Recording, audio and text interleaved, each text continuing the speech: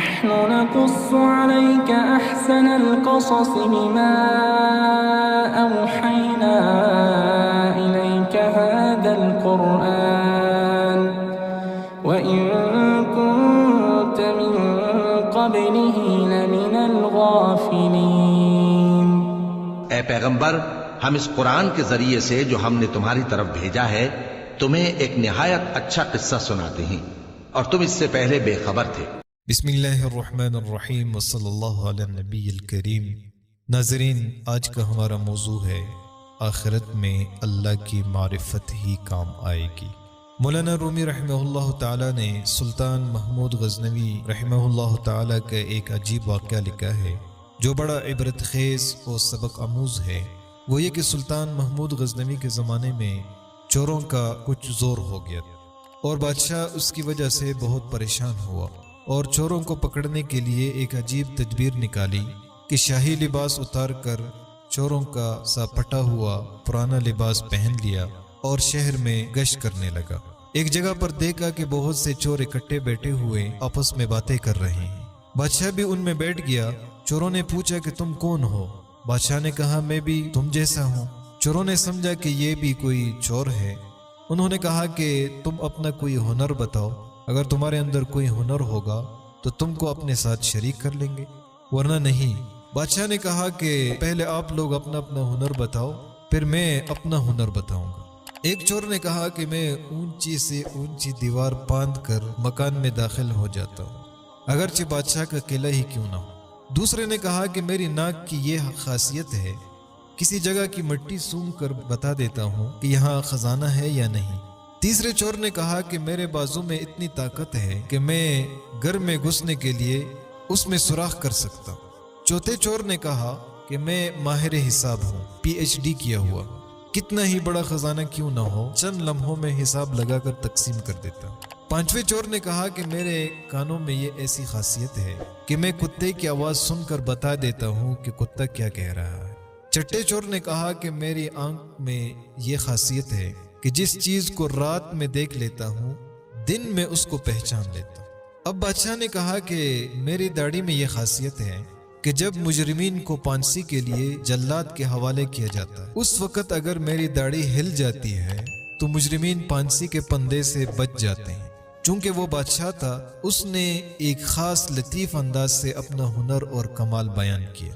سارے چور یہ بات سن کر خوش ہو گئے اور کہنے لگے کہ آپ تو چوروں کے کتب ہیں، جب ہم کسی مصیبت میں پھنس جائیں گے تو آپ ہی کے ذریعے ہم کو خلاصی مل سکتی ہے۔ پھر سب نے مشورہ کیا اور طے کیا کہ آج بادشاہ کے یہاں چوری کی جائے، اس لیے کہ آج مصیبت سے چھڑانے کے لیے داڑھی والا بھی موجود ہے۔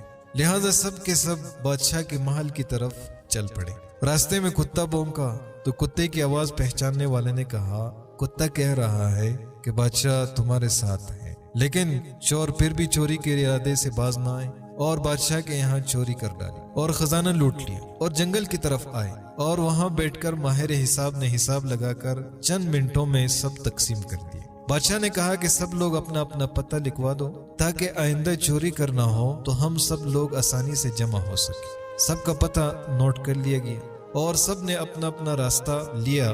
اگلے دن بادشاہ نے عدالت لگوائی اور پولیس کو حکم دیا کہ سب کو پکڑ کر لاؤ۔ جب سب چور ہتھکڑیاں ڈال کر حاضر کیے گئے بادشاہ نے سب کو پھانسی کا حکم دے دیا اور کہا کہ اس مقدمہ میں کسی گواہ کی ضرورت نہیں کیونکہ سلطان بادشاہ خود وہاں موجود تھا۔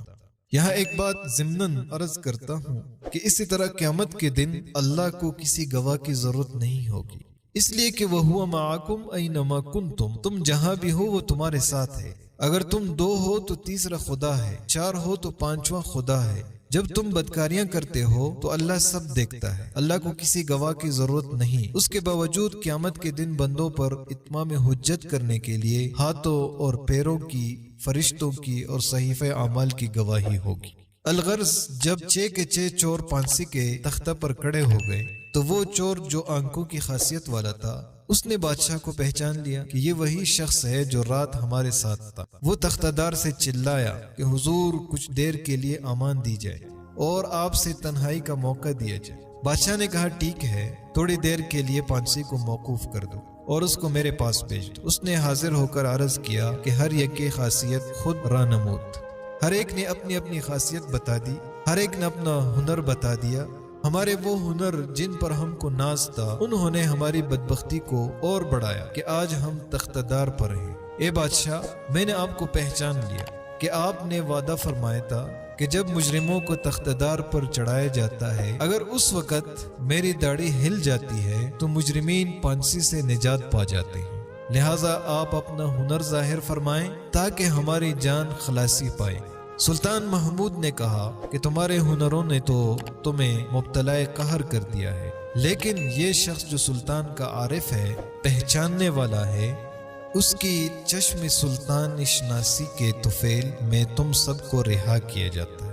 اس عجیب و غریب قصہ کو بیان کر کے مولانا روم کہتے ہیں کہ دنیا میں ہر شخص اپنے ہنر پر ناز کر رہا ہے۔ بڑے بڑے اہل ہنر اپنی بدمستیوں میں مست اور خدا سے غافل ہیں، لیکن کل قیامت کے دن ان کے یہ ہنر کچھ کام نہ آئیں گے، بلکہ یہی دنیاوی ہنر ان کو مبتلا قہر و عذاب کر دیں گے۔ اور اس کے برخلاف جن لوگوں نے اس دنیا کے اندھیروں میں اپنے حقیقی بادشاہ اللہ عز و جل کو پہچان لیا اور اس کی معرفت اپنے دلوں میں پیدا کر لی، قیامت کے دن یہ خود بھی نجات پائیں گے اور ان کی سفارش گناہگاروں کے حق میں قبول کی جائے۔ یاد رکھو کہ جس نے دنیا کے اندھیروں میں اللہ کو پہچاننے کا ہنر سیکھ لیا تو پھر دوسرے ہنر سیکھنا کچھ مضر نہیں، کیونکہ پھر کوئی بھی ہنر آپ کو اللہ سے غافل نہیں کر سکتا۔ ڈاکٹر انجینئر بننا منع نہیں ہے، بشرطے کہ آپ اللہ سے غافل نہ۔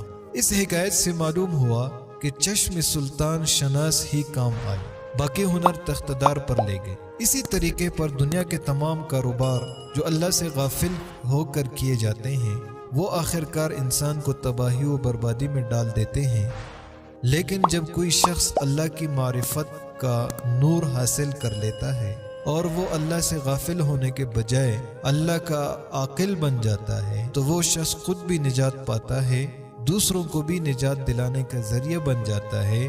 اس لیے سب سے بڑی چیز اللہ کی معرفت ہے۔ اللہ تعالی ہمیں اپنی معرفت نصیب فرمائے۔ وآخر دعوانا ان الحمد للہ رب العالمین۔